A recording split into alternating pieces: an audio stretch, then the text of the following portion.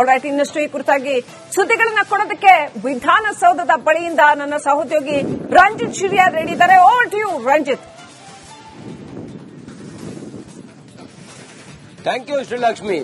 ರಾಜ್ಯದಲ್ಲಿ ಈಗ ರಾಜ್ಯಪಾಲರು ಮತ್ತೆ ರಾಜ್ಯ ಸರ್ಕಾರದ ನಡುವಿನ ಸಮರ ಒಂದು ಸ್ವರೂಪವನ್ನ ಪಡ್ಕೊಂಡಿದೆ.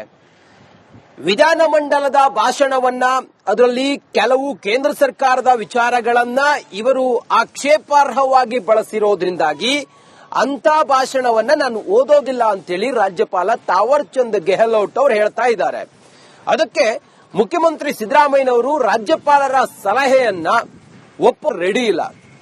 ಆ ಮೂಲಕ ಗವರ್ನರ್ ವರ್ಸಸ್ ಗವರ್ನಮೆಂಟ್ ಸಮರ ಜೋರಾಗ್ತಾ ಇದೆ. ಕೇರಳ ಮತ್ತು ತಮಿಳುನಾಡಿನ ರೀತಿಯಲ್ಲಿ ಇದು ಸಾಗ್ದಂಗೆ ಕಾಣಿಸ್ತಾ ಇದೆ. ಈ ಕುರಿತು ಒಂದು ಡಿಟೇಲ್ ವರದಿ ನೋಡೋಣ ಬನ್ನಿ.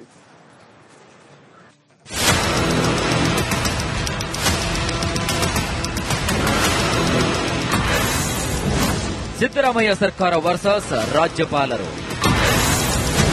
ಜಂಟಿ ಅಧಿವೇಶನದಲ್ಲಿ ಭಾಷಣ ಮಾಡಲುವ ಗವರ್ನರ್. ರಾಜ್ಯದಲ್ಲಿ ಸರ್ಕಾರ ಹಾಗೂ ಗವರ್ನರ್ ನಡುವೆ ಮತ್ತೆ ಸಮರ ಶುರುವಾಗಿದೆ. ಜಂಟಿ ಅಧಿವೇಶನದಲ್ಲಿ ಭಾಷಣಕ್ಕೆ ರಾಜ್ಯಪಾಲ ಗೆಹ್ಲೋಟ್ ನಿರಾಕರಿಸಿದ್ದಾರೆ.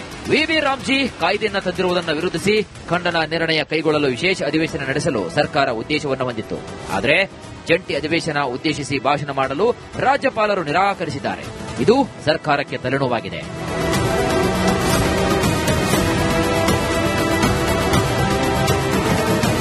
ಗವರ್ನರ್ ಭಾಷಣ ಮಾಡಲು ನಿರಾಕರಿಸ್ತಾ ಇದ್ದಂತೆ ಸರ್ಕಾರದ ನಿಯೋಗ ಲೋಕಭವನಕ್ಕೆ ಭೇಟಿ ನೀಡಿತು. ರಾಜ್ಯಪಾಲರನ್ನ ಮನವೊಲಿಕೆಗೆ ಕಾನೂನು ಸಚಿವ ಎಚ್.ಕೆ. ಪಾಟೀಲ್ ನೇತೃತ್ವದ ನಿಯೋಗ ಕಸರತ್ತು ನಡೆಸಿತು. ಆದರೆ ಯಾವುದೇ ಪ್ರಯೋಜನವಾಗಲಿಲ್ಲ. ರಾಜ್ಯಪಾಲರ ಸಲಹೆ ತಿರಸ್ಕರಿಸಿದ ಸಿದ್ದರಾಮಯ್ಯ. ಭಾಷಣದಲ್ಲಿ 11 ಪಾಯಿಂಟ್ ತೆಗೆಯುವಂತೆ ಸರ್ಕಾರಕ್ಕೆ ರಾಜ್ಯಪಾಲರು ಸೂಚನೆ ನೀಡಿದರು. ರಾಜ್ಯಪಾಲ ಗೆಹ್ಲೋಟ್ ಸಲಹೆಯನ್ನ ಸಿಎಂ ಸಿದ್ದರಾಮಯ್ಯ ತಿರಸ್ಕರಿಸಿದ್ದಾರೆ. ಗವರ್ನರ್ ಸಲಹೆಯನ್ನ ಸಾರಾಸಗಟವಾಗಿ ತಳ್ಳಿಹಾಕಿದ್ದಾರೆ. ಸಿಎಂ ಸಂದೇಶವನ್ನ ರಾಜ್ಯಪಾಲರಿಗೆ ತಿಳಿಸಿದ್ದಾರೆ. ಎರಡನೇ ಬಾರಿ ರಾಜ್ಯಪಾಲ ತಾವರ್ ಚಂದ್ ಗೆಹ್ಲೋಟ್ ಅವರನ್ನ ಸಿಎಂ ಕಾನೂನು ಸಲಹೆಗಾರ ಶಾಸಕ ಪೊನ್ನಣ್ಣ ಭೇಟಿ ಮಾಡಿ ಚರ್ಚೆ ನಡೆಸಿದರು. ಅವರ ಹತ್ರ ಮುಖ್ಯಮಂತ್ರಿಗಳು ಕಾನೂನು ಸಚಿವರ ಜೊತೆ ಚರ್ಚೆ ಮಾಡಿರುವಂತದ್ದನ್ನ ಮಾನ್ಯ ರಾಜ್ಯಪಾಲರಿಗೆ ಅವರ ಗಮನಕ್ಕೆ ತರುವಂತ ಕೆಲಸವನ್ನು ಮಾಡಿದ್ದೇನೆ. ಅದೇ ಈಗ ರಾಜ್ಯಪಾಲರಿಗೆ ನಾವು ಕೊಟ್ಟಿರುವಂತಹ ಭಾಷಣ ಏನಿದೆ ಅದರಲ್ಲಿ ನಾವು ಏನು ಬದಲಾವಣೆ ಮಾಡಲಿಕ್ಕೆ ಆಗೋದಿಲ್ಲ. ನೀವು ಅದೇ ಭಾಷಣವನ್ನ ಓದಬೇಕು ಅಂತ ಅವರಲ್ಲಿ ನಾವು ಮನವಿ ಮಾಡಿದ್ವಿ. ಸಾಂವಿಧಾನಿಕವಾಗಿ ಏನ್ ಹೇಳ್ತದೆ, ಯಾವ ರೀತಿಯಾದಂತಹ ಕಾನೂನು ಇದೆ, ಮತ್ತೆ ತೀರ್ಪುಗಳೇನಿದೆ, ಇದೆಲ್ಲವನ್ನು ಕೂಡ ಅವರಿಗೆ ಗಣನೆಗೆ ತಂದಿದ್ದೀವಿ. 11 ಪ್ಯಾರಾದಲ್ಲಿನ 7 ಅಂಶಗಳನ್ನು ತಿದ್ದುಪಡಿ ಮಾಡಲು ಸರ್ಕಾರ ತೀರ್ಮಾನಿಸಿದ್ದಾರೆ. ಇಂದು ನಡೆಯಲಿರುವಂತಹ ಅಧಿವೇಶನಕ್ಕೆ ರಾಜ್ಯಪಾಲರು ಆಗಮಿಸುವ ಸಾಧ್ಯತೆ ಇದೆ. ಡ್ಯಾಮೇಜ್ ಕಂಟ್ರೋಲ್ಗೆ ಸರ್ಕಾರ ಮುಂದಾಗಿದೆ. ಆದರೆ ತಮಿಳುನಾಡು, ಕೇರಳದಲ್ಲಿ ಆದಂತೆ ಕರ್ನಾಟಕದಲ್ಲೂ ಕೂಡ ಆಗುತ್ತಾ ಇಲ್ವಾ, ಅಥವಾ ರಾಜ್ಯ ಸರ್ಕಾರ ಬರೆದುಕೊಟ್ಟಂತಹ ಎಲ್ಲಾ ಭಾಷಣವನ್ನೂ ಕೂಡ ಓದ್ತಾರಾ ಅನ್ನೋ ಕುತೂಹಲ ಮೂಡ್ತಾ ಇದೆ. Bureau report, Republic Kannada.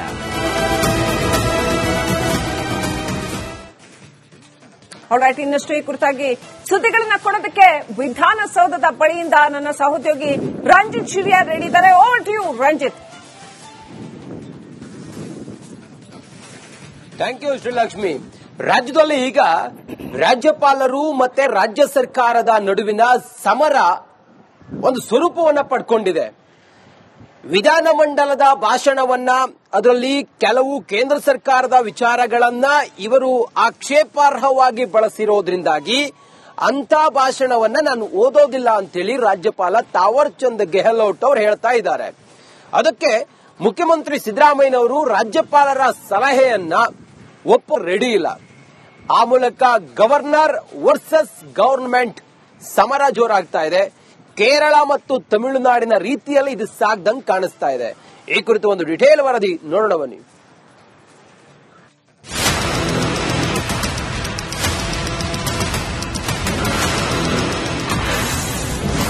Siddaramaiah ಸರ್ಕಾರ ವರ್ಸಸ್ ರಾಜ್ಯಪಾಲರು. ಜಂಟಿ ಅಧಿವೇಶನದಲ್ಲಿ ಭಾಷಣ ಮಾಡಲುವ ಗವರ್ನರ್. ರಾಜ್ಯದಲ್ಲಿ ಸರ್ಕಾರ ಹಾಗೂ ಗವರ್ನರ್ ನಡುವೆ ಮತ್ತೆ ಸಮರ ಶುರುವಾಗಿದೆ. ಜಂಟಿ ಅಧಿವೇಶನದಲ್ಲಿ ಭಾಷಣಕ್ಕೆ ರಾಜ್ಯಪಾಲ ಗೆಹ್ಲೋಟ್ ನಿರಾಕರಿಸಿದ್ದಾರೆ. ವಿವಿ ರಾಮ್ಜಿ ಕಾಯ್ದೆಯನ್ನು ತಂದಿರುವುದನ್ನು ವಿರೋಧಿಸಿ ಖಂಡನ ನಿರ್ಣಯ ಕೈಗೊಳ್ಳಲು ವಿಶೇಷ ಅಧಿವೇಶನ ನಡೆಸಲು ಸರ್ಕಾರ ಉದ್ದೇಶವನ್ನು ಹೊಂದಿತ್ತು. ಆದರೆ ಜಂಟಿ ಅಧಿವೇಶನ ಉದ್ದೇಶಿಸಿ ಭಾಷಣ ಮಾಡಲು ರಾಜ್ಯಪಾಲರು ನಿರಾಕರಿಸಿದ್ದಾರೆ. ಇದು ಸರ್ಕಾರಕ್ಕೆ ತಲೆನೋವಾಗಿದೆ.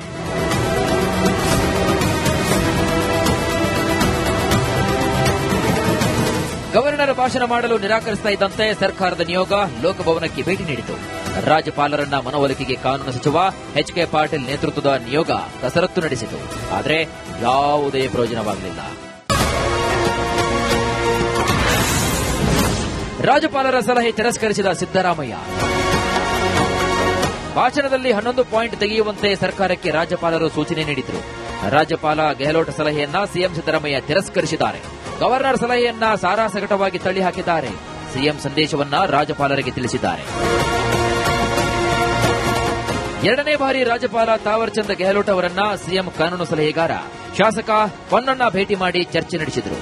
ಅವರ ಹತ್ರ ಮುಖ್ಯಮಂತ್ರಿಗಳು ಕಾನೂನು ಸಚಿವರ ಜೊತೆ ಚರ್ಚೆ ಮಾಡಿರುವಂತದ್ದನ್ನ ಮಾನ್ಯ ರಾಜ್ಯಪಾಲರಿಗೆ ಅವರ ಗಮನಕ್ಕೆ ತರುವಂತ ಕೆಲಸವನ್ನು ಮಾಡಿದ್ದೇನೆ. ಅದೇ ಈಗ ರಾಜ್ಯಪಾಲರಿಗೆ ನಾವು ಕೊಟ್ಟಿರುವಂತಹ ಭಾಷಣ ಏನಿದೆ ಅದರಲ್ಲಿ ನಾವು ಏನು ಬದಲಾವಣೆ ಮಾಡಲಿಕ್ಕೆ ಆಗೋದಿಲ್ಲ. ನೀವು ಅದೇ ಭಾಷಣವನ್ನ ಓದಬೇಕು ಅಂತ ಅವರಲ್ಲಿ ನಾವು ಮನವಿ ಮಾಡಿದ್ವಿ. ಸಾಂವಿಧಾನಿಕವಾಗಿ ಏನ್ ಹೇಳ್ತದೆ, ಯಾವ ರೀತಿಯಾದಂತಹ ಕಾನೂನು ಇದೆ, ಮತ್ತೆ ತೀರ್ಪುಗಳೇನಿದೆ ಇದೆಲ್ಲವನ್ನು ಕೂಡ ಅವರಿಗೆ ಗಣನೆಗೆ ತಂದಿದ್ದೀವಿ.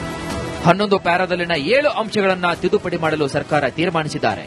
ಇಂದು ನಡೆಯಲಿರುವಂತಹ ಅಧಿವೇಶನಕ್ಕೆ ರಾಜ್ಯಪಾಲರು ಆಗಮಿಸುವ ಸಾಧ್ಯತೆ ಇದೆ.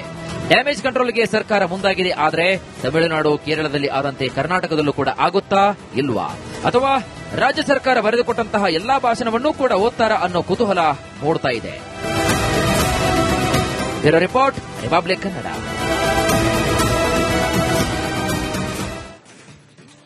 ಆಲ್ರೈಟ್, ಇನ್ನಷ್ಟು ಈ ಕುರಿತಾಗಿ ಸುದ್ದಿಗಳನ್ನ ಕೊಡೋದಕ್ಕೆ ವಿಧಾನಸೌಧದ ಬಳಿಯಿಂದ ನನ್ನ ಸಹೋದ್ಯೋಗಿ ರಂಜಿತ್ ಶಿರಿಯಾ ರೆಡಿ ಇದ್ದಾರೆ. Over to you Ranjith. Thank you Srilakshmi. ರಾಜ್ಯದಲ್ಲಿ ಈಗ ರಾಜ್ಯಪಾಲರು ಮತ್ತೆ ರಾಜ್ಯ ಸರ್ಕಾರದ ನಡುವಿನ ಸಮರ ಒಂದು ಸ್ವರೂಪವನ್ನ ಪಡ್ಕೊಂಡಿದೆ.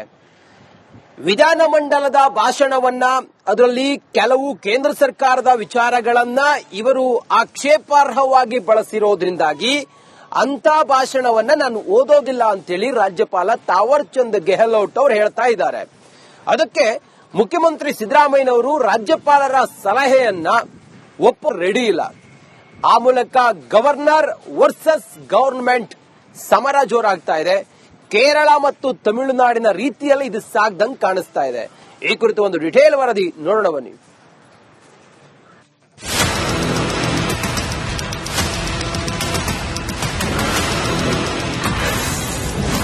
ಸಿದ್ದರಾಮಯ್ಯ ಸರ್ಕಾರ ವರ್ಸಸ್ ರಾಜ್ಯಪಾಲರು.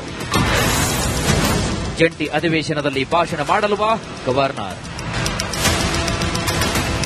ರಾಜ್ಯದಲ್ಲಿ ಸರ್ಕಾರ ಹಾಗೂ ಗವರ್ನರ್ ನಡುವೆ ಮತ್ತೆ ಸಮರ ಶುರುವಾಗಿದೆ. ಜಂಟಿ ಅಧಿವೇಶನದಲ್ಲಿ ಭಾಷಣಕ್ಕೆ ರಾಜ್ಯಪಾಲ ಗೆಹ್ಲೋಟ್ ನಿರಾಕರಿಸಿದ್ದಾರೆ. ವಿವಿ ರಾಮ್ಜಿ ಕಾಯ್ದೆಯನ್ನು ತಂದಿರುವುದನ್ನು ವಿರೋಧಿಸಿ ಖಂಡನ ನಿರ್ಣಯ ಕೈಗೊಳ್ಳಲು ವಿಶೇಷ ಅಧಿವೇಶನ ನಡೆಸಲು ಸರ್ಕಾರ ಉದ್ದೇಶವನ್ನು ಹೊಂದಿತ್ತು. ಆದರೆ ಜಂಟಿ ಅಧಿವೇಶನ ಉದ್ದೇಶಿಸಿ ಭಾಷಣ ಮಾಡಲು ರಾಜ್ಯಪಾಲರು ನಿರಾಕರಿಸಿದ್ದಾರೆ. ಇದು ಸರ್ಕಾರಕ್ಕೆ ತಲೆನೋವಾಗಿದೆ.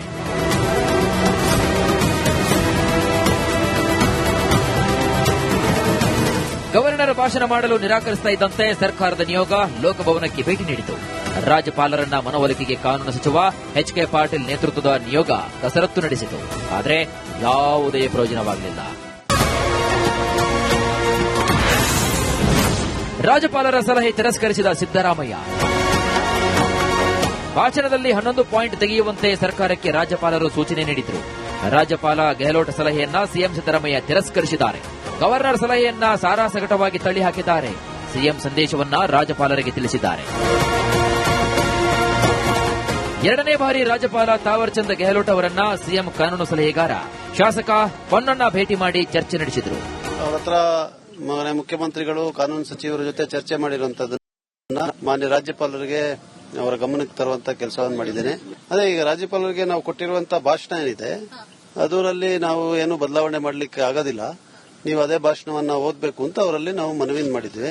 ಸಾಂವಿಧಾನಿಕವಾಗಿ ಏನ್ ಹೇಳ್ತದೆ, ಯಾವ ರೀತಿಯಾದಂತಹ ಕಾನೂನು ಇದೆ, ಮತ್ತೆ ತೀರ್ಪುಗಳೇನಿದೆ ಇದೆಲ್ಲವನ್ನು ಕೂಡ ಅವರಿಗೆ ಗಣನೆಗೆ ತಂದಿದ್ದೀವಿ.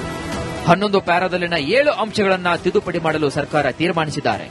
ಇಂದು ನಡೆಯಲಿರುವಂತಹ ಅಧಿವೇಶನಕ್ಕೆ ರಾಜ್ಯಪಾಲರು ಆಗಮಿಸುವ ಸಾಧ್ಯತೆ ಇದೆ. ಡ್ಯಾಮೇಜ್ ಕಂಟ್ರೋಲ್ಗೆ ಸರ್ಕಾರ ಮುಂದಾಗಿದೆ. ಆದರೆ ತಮಿಳುನಾಡು, ಕೇರಳದಲ್ಲಿ ಆದಂತೆ ಕರ್ನಾಟಕದಲ್ಲೂ ಕೂಡ ಆಗುತ್ತಾ ಇಲ್ವಾ, ಅಥವಾ ರಾಜ್ಯ ಸರ್ಕಾರ ಬರೆದುಕೊಟ್ಟಂತಹ ಎಲ್ಲಾ ಭಾಷಣವನ್ನೂ ಕೂಡ ಓದ್ತಾರಾ ಅನ್ನೋ ಕುತೂಹಲ ಮೂಡ್ತಾ ಇದೆ. Bureau report, Republic Kannada.